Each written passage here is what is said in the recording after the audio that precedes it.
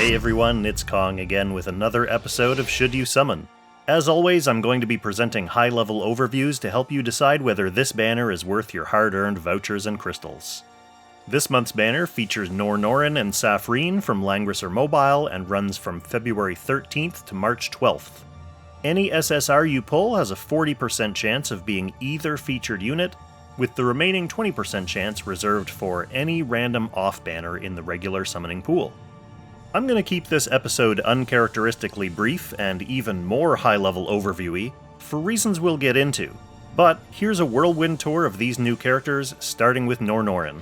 Her talent has plus damage, self-healing in water including overhealing into a shield, and lets her cause a tidal wave after acting that can push her and enemies away from the epicenter.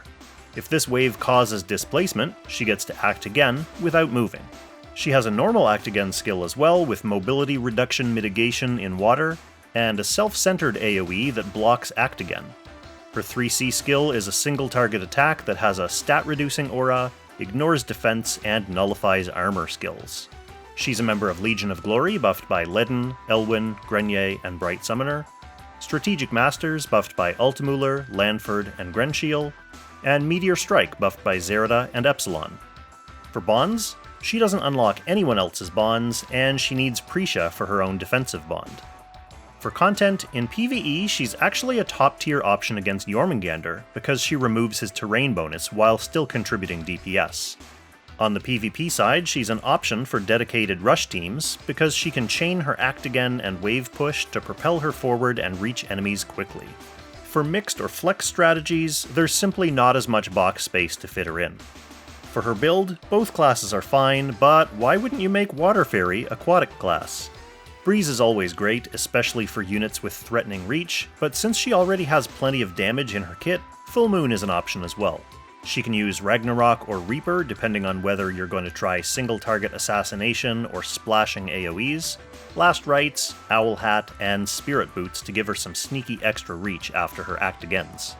Okay, let's move on to Saphirine. Like her bannermate, Skymew also has tiles and act again mechanics.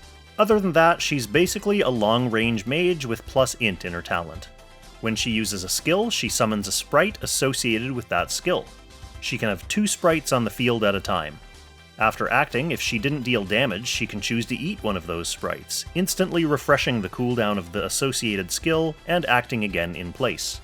She has a single target shield, a single target attack that also grants her a shield, and her 3C is a 3-line AoE that leaves anti-act again tiles. So she does share some characteristics with her bannermate, just in a different form. She's a member of Origins of Light, buffed by Dehart, Jugler, and Freya, Mythical Realm, buffed by Gizaroth, Sage of the Trees, and Isolde, and Langrisser Reincarnation, buffed by Ares and Hilda. For bonds, she doesn't unlock anyone else's bonds, and she needs Virelia for her own defensive bond. For content, she doesn't see much use in PvP or specific high-end PvE. As a long-range mage with some act-again potential, she could certainly be a fun toy for generic PvE.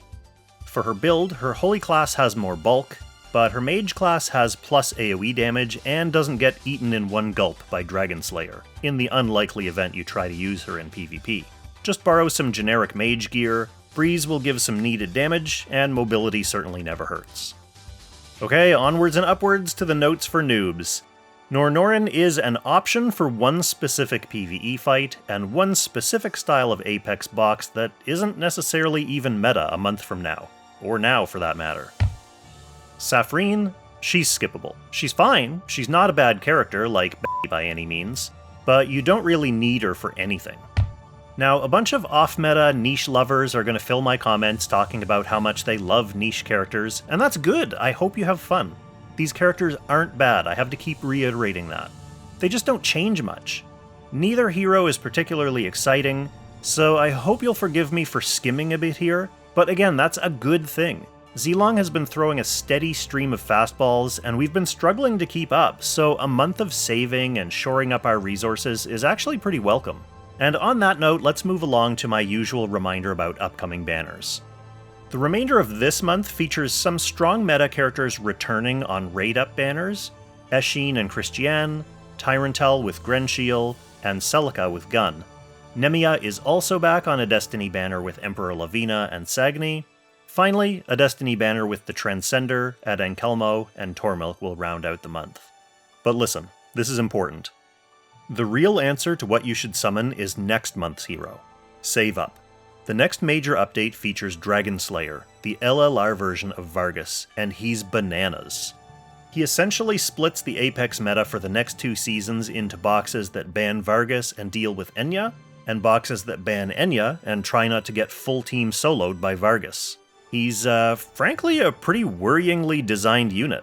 That's why we're all saving up everything we can to get him. It's one of those single unit 40% chance banners, so most people are going to want at least a couple hundred summons on hand to account for bad luck. Anyway, that's going to be it for this episode. I have a decent stash, but even still, I'm probably just going to pop the first SSR and then pick up the other one on a return banner later.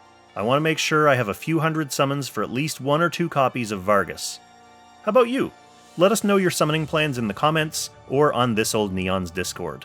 Thank you so much for watching, and extra special thanks, of course, to our Langrisser tier channel members Levitt, Jerome Meyer, Jorge Luis, Unknown Gaming, Seraph Keel, and Sarah94.